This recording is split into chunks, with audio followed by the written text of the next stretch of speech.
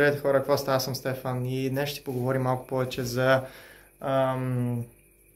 YouTube канала ми, малко по-точно за личното мое състояние в момента. Мисля, че съм длъжен да ви обясня малко повече защо няма толкова време клип от рубриката Героите на България или защо няма клипове общо взето.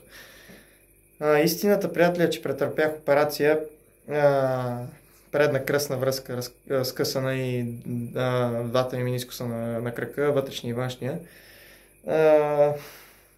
Трудно ми е да го говоря пред камера, даже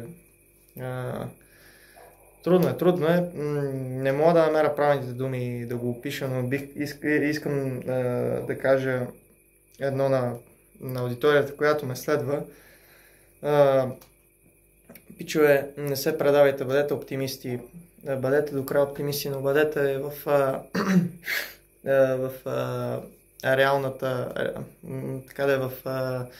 реалната среда оптимисти, бъдете оптимисти, мечтайте, но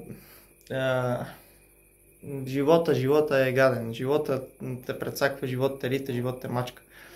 Обаче ти, примерно, ако искаш да се развиваш някъде, не спирай, продължавай, но при мен положението е друго. При мен положението е, че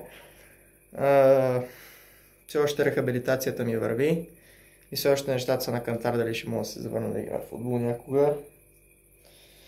Трудно ми е, наистина, много ми е трудно, но аз съм доста силен човек, по принцип. Сега за първи път си разкривам чувства така пред камера, някои хора ще ме смятат за бъздо или нещо такова, но наистина да претърпиш такова нещо, операция е доста трудно, но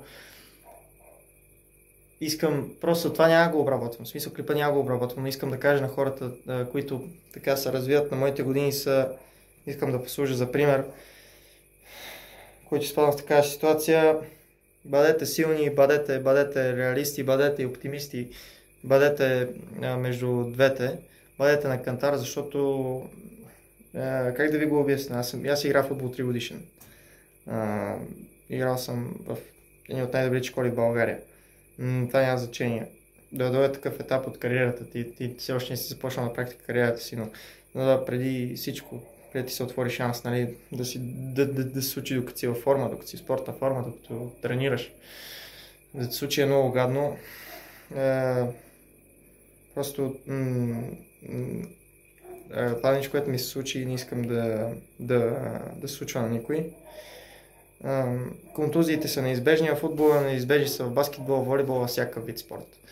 Но преди да се случи това, има и начин, по който да го избегнете. Не скачайте за глупави топки, както аз направих примерно, или за загубени, така както го казвам. Аз обичам да ги казвам глупави, защото аз за глупава топка скочих.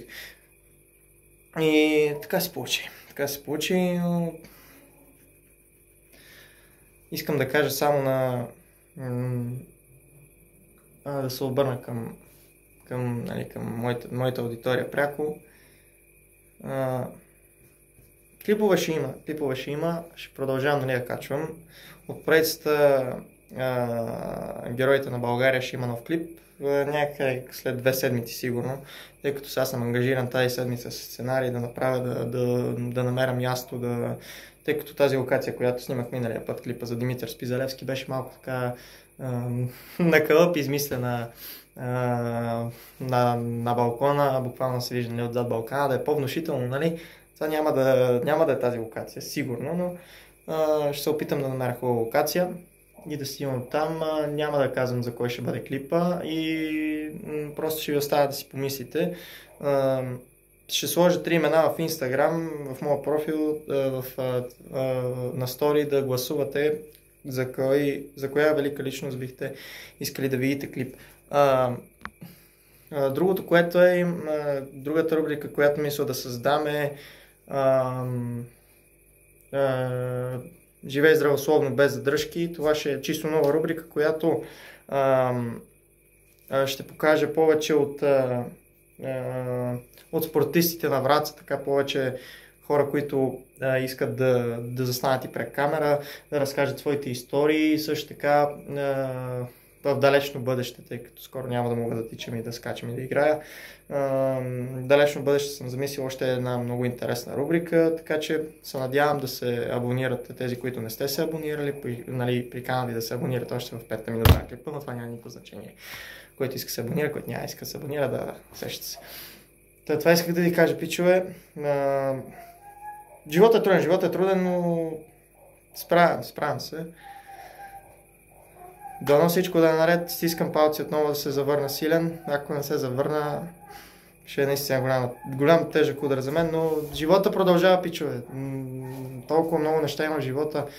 Не е само футбол, обаче да го каже футболист, който, нали, има качество, перспективен. Така смятам за себе си, имам самочувствие все пак. Ако нямаш самочувствие, за къде си? Това е, пичове, това исках да ви кажа. Благодаря, че ме гледахте. Надявам се видеото ви харесва, че е малко такова сърце раздирателно, но просто искам да ви подготвя за новите неща в канала и за моето лично състояние в момента, да ви кажа защо няма клипове и така нататък. Благодаря, че гледахте. Наистина ево машинки, че ме следвате, че ме подкрепяте, повечето хора. Нали? Има и хейтери, обаче то без хейтери няма да е интересно. Така че бъдете живи и здрави, продължавайте да мачкате и да биете, бъдете мотивирани и това е.